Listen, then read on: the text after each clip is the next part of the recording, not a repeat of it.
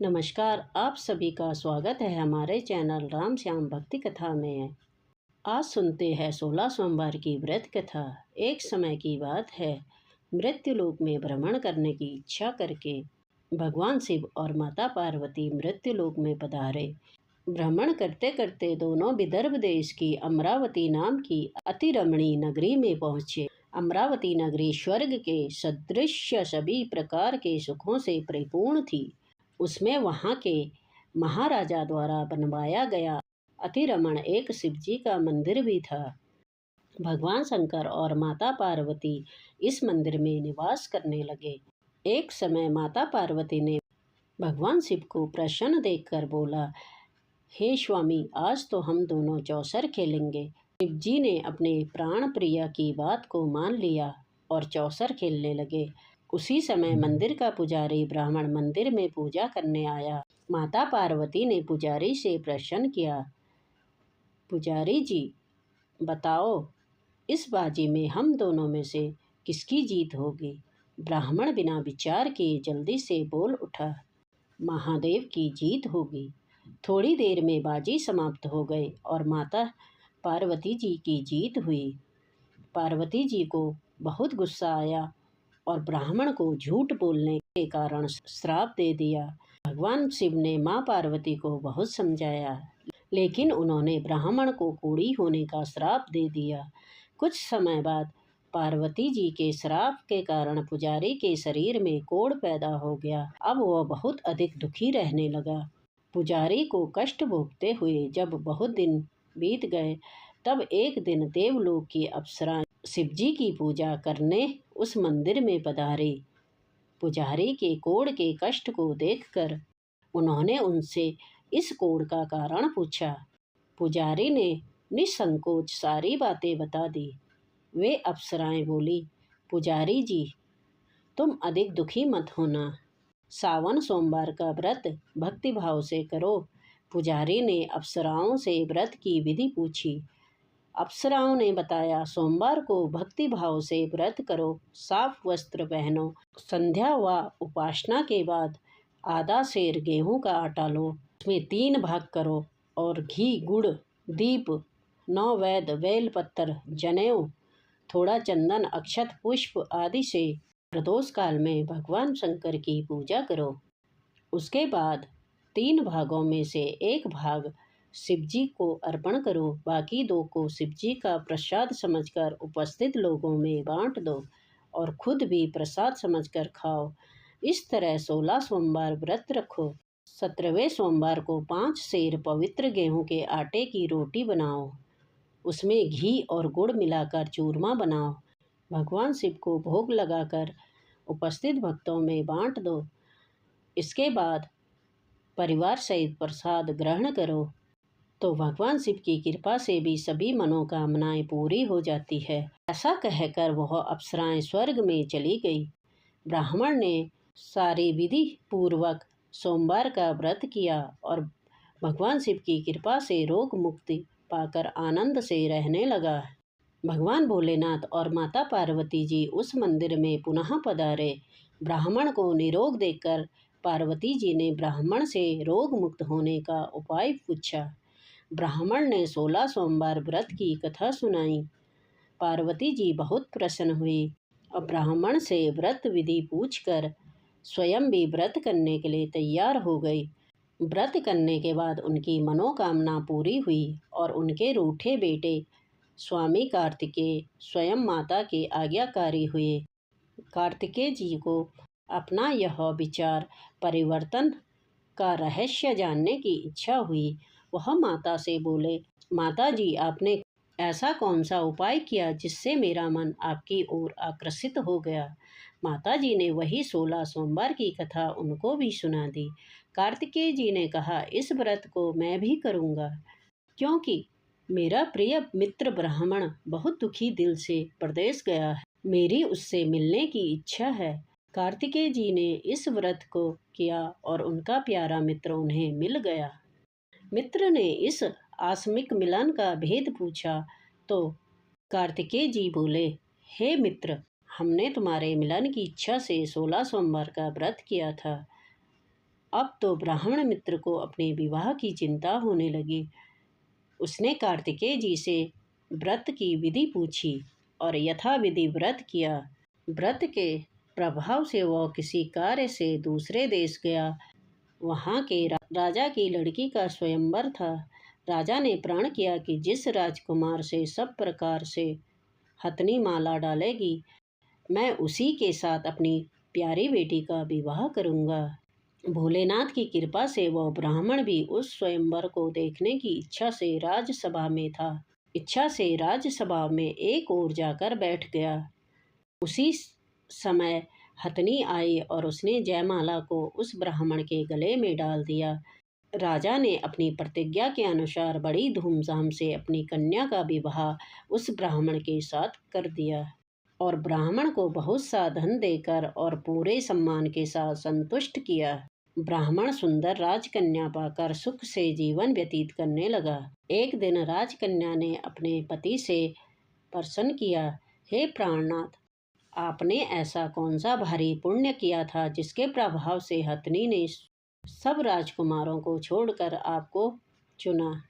ब्राह्मण बोला, हे प्राण प्रिय, मैंने अपने प्रिय मित्र कार्तिकेय जी के कथा के अनुसार 16 सोमवार का व्रत किया था, जिसके प्रभाव से मुझे तुम जैसी रूपवती पत्नी प्राप्त हुई। इस व्रत की महिमा सुनकर राजकन्या को बड़ी हैरानी हुई। वह भी पुत्र की कामना करके इस व्रत को करने लगी। भोलेनाथ की दया से उसके गर्भ से एक अति सुंदर, सुशील, धर्मात्मा और विद्वान पुत्र उत्पन्न हुआ। माता और पिता उस देव पुत्र को पाकर अधिक प्रसन्न हुए और उसका पालन पोषण अच्छे प्रकार से करने लगे। जब पुत्र समझदार हुआ तो एक दिन अपनी माता से प्रश्न किया, हे माँ, तुमने कौन सा व्रत और तप किया था जो मेरे जैसा पुत्र तुम्हारे गर्भ से उत्पन्न हुआ?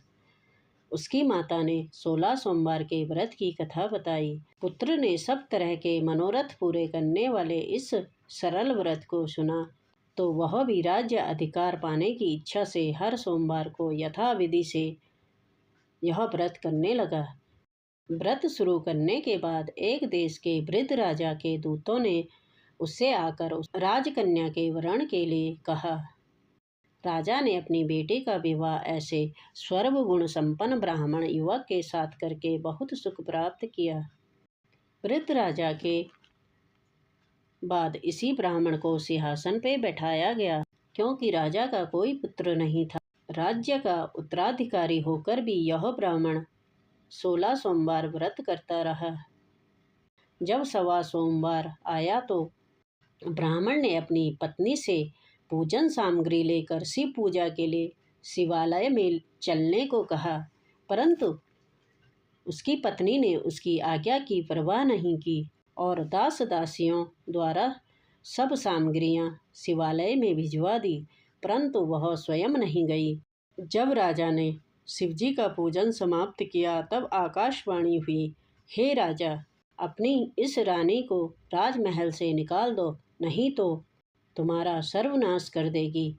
यह आकाशवाणी सुनने के बाद राजा के आश्चर्य का ठिकाना न रहा। उसने सभागृह में आकर अपने सभासदों को बुलाकर कहा, मुनियों, आज मुझे शिवजी की आकाशवाणी सुनाई दी कि तू अपनी इस रानी को राज्य से निकाल दे, नहीं तो यह तुम्हारा सर्वनाश कर देगी। सभासद आदि सब असमंज और दुख में डूब गए, क्योंकि जिस कन्या के कारण उसे राज्य मिला था, राजा उसी को निकालने की बात कर रहा था। यह कैसे हो सकता है? पर राजा ने मंत्रियों की परवाह नहीं की। उसने अपनी पत्नी को राजमहल से निकाल दिया। रानी दुखी हृदय से चली जा रही थी। रानी एक तेली के घर गई तो शिवजी के प्रकोप के कारण तेली के सभी मटके उसी क्षण चटक गए। तेली ने रानी को अपने घर से निकाल दिया। बहुत दुखी मन से वो रानी एक नदी के किनारे गई तो नदी का सारा जल सूख गया, जिसके पश्चात रानी एक जंगल में गई। वहाँ सरोवर में पानी पीने गई तो उसके हाथ का स्पर्श करते ही सरोवर का नीलकमल के समान जल कीड़ों से गंदा हो गया। रानी ने भाग्य पर दोष रोपण करते हुए उस जल को पीकर पेड़ की शीतल छाया में विश्राम करना चाहा, परंतु वह जिस पेड़ के नीचे विश्राम करती, उस पेड़ के पत्ते तुरंत टूटकर गिर जाते। वन सरोवर जलाशय की ऐसी दशा देखकर गौ चराने वाले ग्वालों ने अपने गोसाई जी से, जो उस जंगल में स्थित मंदिर के पुजारी थे, उन्होंने यह बात बताई। पुजारी जी के आदेश अनुसार ग्वाले रानी को पकड़कर पुजारी जी के पास लाए। रानी के मुख कांति और शरीर की शोभा देख पंडित जी जान गए, यह अवश्य ही कोई विधि की गति मारी हुई दुखी स्त्री है। पुजारी ने रानी से कहा, पुत्री, मैं तुमको अपनी पुत्री के समान रखूंगा। तुम मेरे आश्रम में आकर रहो, तुम्हें किसी प्रकार का दुख नहीं होने दूंगा। पंडित जी के वचन सुनकर रानी को धीरज हुआ। वह आश्रम में रहने लगी। रानी जो भी बनाती उसमें कीड़े पड़ जाते, जल भरती तो उसमें भी कीड़े आ जाते। रानी की यह दशा देखकर पंडित जी बहुत दुखी हुए और रानी से बोले, हे पुत्री, तुम्हारे ऊपर कौन से देवता का प्रकोप है जिसने तुम्हारी ऐसी हालत की है। पुजारी की बात सुनकर रानी ने भोलेनाथ के पूजन के बहिष्कार की बात बताई तो शिवजी की अनेक प्रकार से स्तुति की।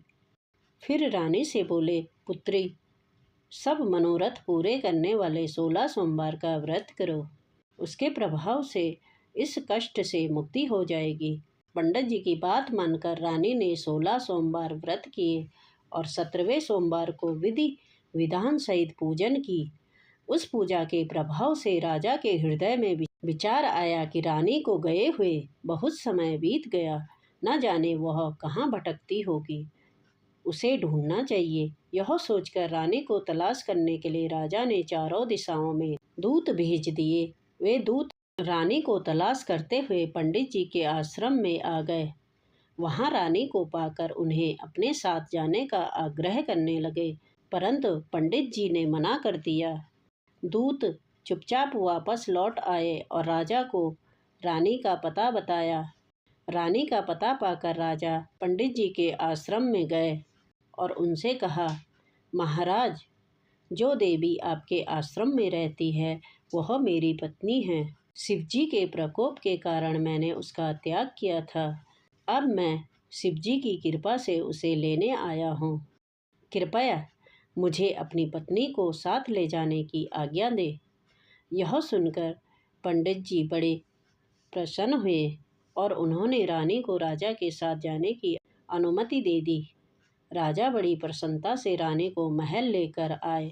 राजा ने सारे राज्य में उत्सव मनाया और चारों तरफ प्रसन्नता की लहर दौड़ गई। सारी प्रजा ने अपनी रानी के आने पर खुशियां मनाई। इस तरह जो मनुष्य 16 सोमवार के व्रत को श्रद्धापूर्वक करता है, उसकी सभी मनोकामनाएं भगवान भोलेनाथ की कृपा से पूर्ण होती है और उसे मोक्ष की प्राप्ति होती है। तो ये थी आज की कथा। आपको यह कथा कैसी लगी कमेंट करके ज़रूर बताएं। चैनल को सब्सक्राइब करें, वीडियो को लाइक करें। ओम नमः शिवाय। हर हर महादेव।